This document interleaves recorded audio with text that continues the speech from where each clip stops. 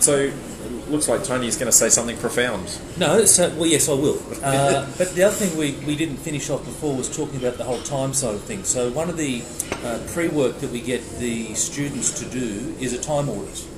And again, because you've got a day job, you need to maximise the time that you've got, and you need to challenge yourself. How are you really spending your time? When you go through an audit, it's an opportunity for truth, and you're only lying to yourself if you're not truthful. And it's all around how much time are you spending on social media, how much time are you spending watching television, how much time are you spending procrastinating or fluffing around and doing other things. You need to ascertain where you're currently at. And so this is all about elevating things into your conscious. It's not until you go through a process of an audit that you go, I wasn't aware that I was spending 5 hours a day watching television. Quite often you can just get into the zone and then time will slip away from you. So it's about recognising where are those areas that you can tighten up on things. You've still got to go do your job, you're still going to have family time, you're still going to have to travel and those other things, but there is ample time within your day, within your week, that you can spend on this, but you need to audit where you're currently at. And for anyone who's wanting a copy of that time audit spreadsheet, if you want to, stick your details in the comments and just say, please send time audit, yes, or please. something like that, we will reach out to you and get that to you in a jiffy. Hello, so, Cameron Price, dialing in from Sydney. Hello, mate. I guess trying to think of some other epiphanies that came out of the weekend that apply to the topic in particular. But what it comes to is limiting beliefs. So let's have a chat about limiting beliefs. So you need to believe that you can do this. You need to believe that you can make the transition into being a successful property developer away from your 9 to 5, your 8 to 4, your 8 to 5, whatever it might be. And a lot of the things that come up are around our parents have this limiting belief or belief that we should stay safe, that we shouldn't go and challenge the status quo. And so some of us are battling that. We're battling those that are closest to us, saying, why do you want to go and risk it? Property development's a risky game. You're going to go and lose all your money. Why wouldn't you just sit there and stay safe in your job? And again, that's why it comes back to why you want to do it, what are you wanting to do? Because you're going to have people around you who are going to challenge you, who are going to potentially try and keep you down, and you need to work your way through that. And that's not easy. It's not easy to have those sorts of conversations with those that love you dearly. It's challenging, but again, you've got to recognise that this is your life, it's your goal, it's your journey, and these are the things that you need to do in order to achieve your own goal, which I believe ultimately is about your own happiness. Yeah, agreed. And with regards to the side hustle in particular, if we come back a little bit back to the topic at hand, one of the first things that we want to do is try to get to the point where that side hustle job can at least replicate the income that we get from our day job. Okay, so don't want anyone to consider that they should be leaving their day job until their side hustle is at least duplicating that. And preferably I want you to have duplicated it twice. Okay, if you can do that twice, one, you've proven that it's not a fluke. Two, that I guess you're building a nest egg that's going to make that worthwhile. And if you've duplicated it twice, you've now got a nest egg that's sitting there that should you pull the pin at work, you've now got 2 years worth of wages sitting in the kitty. That means that you've got time on your hands to then make it work, I guess, at the point where you go full time. And if you're doing 10 or 15 hours a week part-time and able to duplicate your day job, imagine what you can do when you do 40 hours plus the original 15 hours that you had, right? So you're now doing 55 hours. Imagine how successful you can be when you transition from that part-time gig to the full-time gig. 100%. I guess the average Australian wage is about $80,000, and I'm going to say there are very few projects that aren't going to generate that sort of money, and some of them will generate a heck of a lot more. So it's very, very achievable.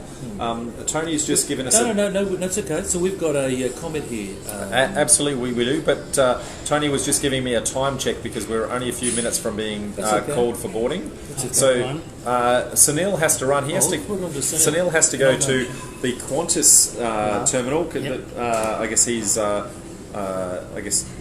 Sydney. Yeah, Sydney based and going in separate directions, so he's just here for the free feed. So I think Qantas flight delay.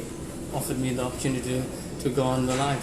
Yeah, absolutely. So thank you, mate. Appreciate your time. Thank you for all those that attended this weekend. It was great meeting you, and I hope you keep that momentum going and surround yourself with like-minded people, and you'll achieve great things. Absolutely. Thank you, mate. Thank you, mate. All good. Talk soon. So it's back to the Rob and Tony show. So Deb has said the Will Smith video on fear was also mind-altering. So think he might be my new hero. And enjoy the skydiving, Tony. So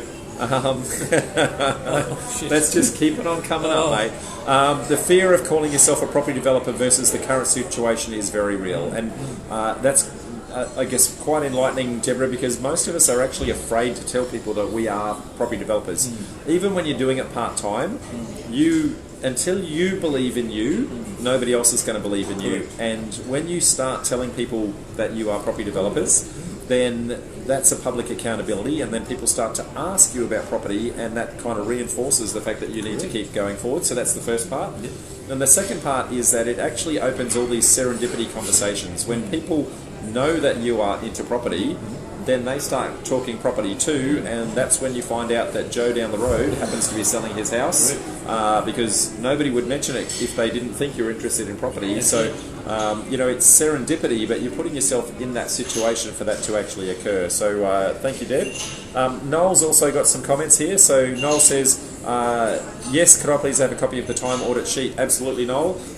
It's coming your way, mate. So and the other piece too with what Deb was saying, it's around the affirmations. So that is, be careful what you say to yourself, because your mind is listening. So for you to be a property developer, you want to tell yourself that you're a property developer, and you want to affirm that on a daily basis, as in fact multiple times per day. The more that you say it, the more that you say it, the more that you start to believe it. And when you believe it, as you said, it becomes real. But it starts with your own belief. You need to say these things over and over again. Baz is dialed in. So, Hello, Baz. But here, Baz, how are you, mate? Hello, mate. So it's another long time no see. Another one of the the students from the weekend that I guess they clearly haven't had enough of us. We either we did that good a job, or maybe they're addicted. I don't know. Yeah, and we did promote that we're going to be on too. So a little bit of spruiking, but look, I mean, a lot of the guys and girls in the weekend want to leave their day job. So why wouldn't they want to come on to a topic which talks about the side hustle and transferring that into your real job? Yeah, absolutely. Your new job. And Baz says, "G'day guys, what a great weekend, and thanks again, mate. Thank you, mate. You're more than welcome. Appreciate it. I guess thank you.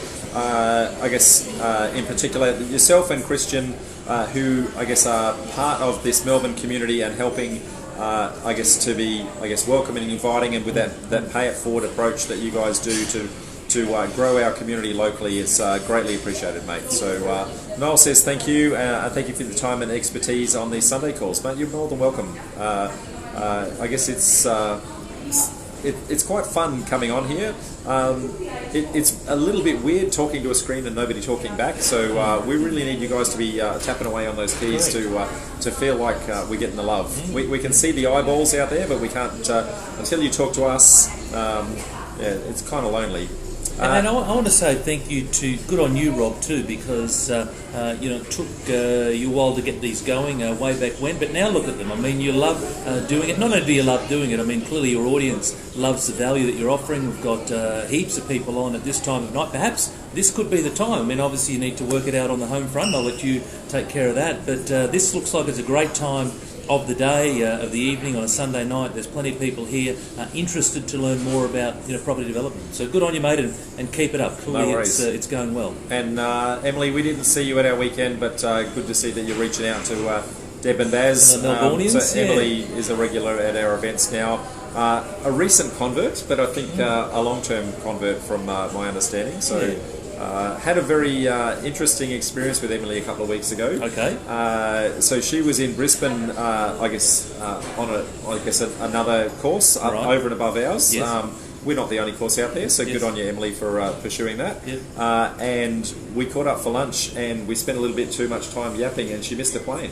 Okay. And so all of a sudden she was crashing in my spare room, whether she wanted to or not, because she had to get to had to get home. So I guess I apologise for you missing the plane, but I hope I made it up to you by getting you to the airport the next morning at 5 a.m. Well, it sounds like it was a great afternoon, mate. Absolutely. Fantastic. Yeah. Very good. So Noel says, appreciate Baz and Christian. 8 p.m. is great. Okay, well, I'll keep that in mind. Normally it's 5, but let's see what's happening.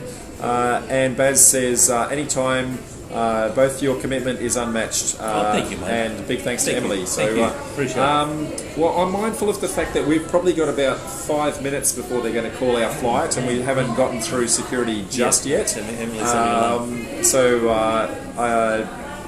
Any last minute questions?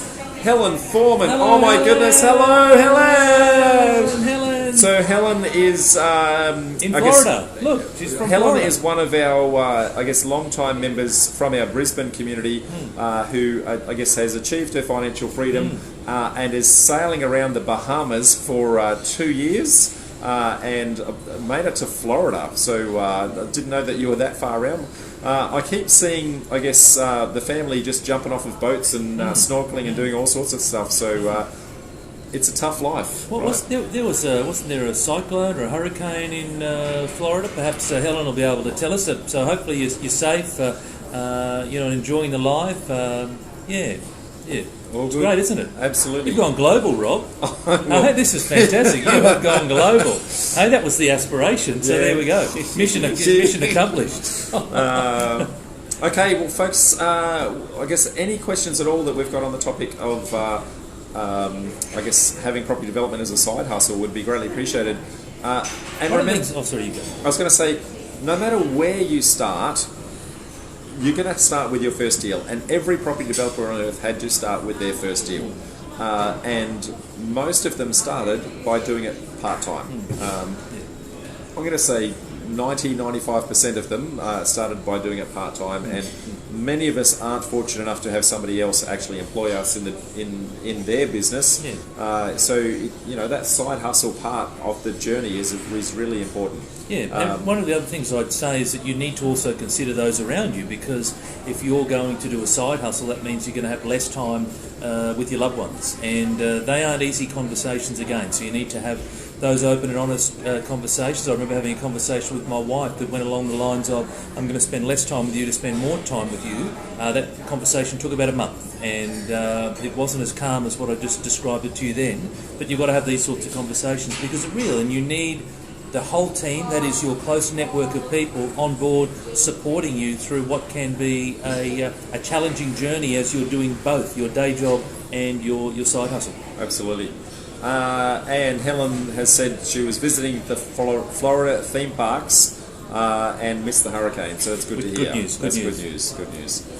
So say hi to Rich and the girls. I guess we miss you guys, and we can't wait for your 2 years to be over so you can come back and share the love back to us, because we've been missing you guys. So. I think the other thing too with the side hustle, Rob, is to be patient about it. One of the key things, and I'll share this with everyone from a first-hand experience, is you want to ensure that you've got your serviceability sorted out. Absolutely. Right? So that's one of the challenges that I go through on a daily basis, but you want to ensure that you've got your serviceability sorted out before you go and jump ship. It's critical. Absolutely. I've seen a number of people jump out of a day job thinking that they want to go full-time property development, and they didn't go and get all their pre-approvals in place for their loans and that sort of thing, and then when they went to get a loan they couldn't do it. So absolutely you want to plan that exit and transition from one to the other, and you want to use that serviceability while you have that regular stable income to guarantee your loan, so that when you transition you can actually do that. Correct. That said, things can be done when you've got little to no money as well, but it is just that little bit harder. So you want to try and make it as easy as humanly possible. Yeah, and that's right. And so I am doing it, but I'm paying a higher interest rate, I'm capitalising interest, all those types of things. So that's how I'm able to do it. But if I had my time over, I would do it very differently, and I would do it by ensuring that I had all the serviceability and bits and pieces lined up beforehand and do it in a more methodical fashion. But here's the thing, I've done it, right? So I'm in it, living and breathing it, and making a real fist of it. And once you've pulled the pin, you are You can't be half pregnant. You Keep looking that way. you Keep looking in a forward direction. You go all in. So, I think this is the Brisbane flight. So unfortunately, folks, that is us for now. So it's been fun. fantastic. It's been great. Thank you. I think Tony and I are both going to crash on the plane on the way home. But I know I want it. Like physically, I'm exhausted, but mentally, I'm pumped. So. I don't think I'm going to be sleeping for a little bit a while, mate. Okay, so, all right. And Baz says safe flight, so thank you, mate. Thank you, mate. Appreciate that. And thank you, everybody, for joining on a Sunday night. It's been a lot of fun. I've enjoyed it. No worries. So thank you. Bye, folks. Bye, guys.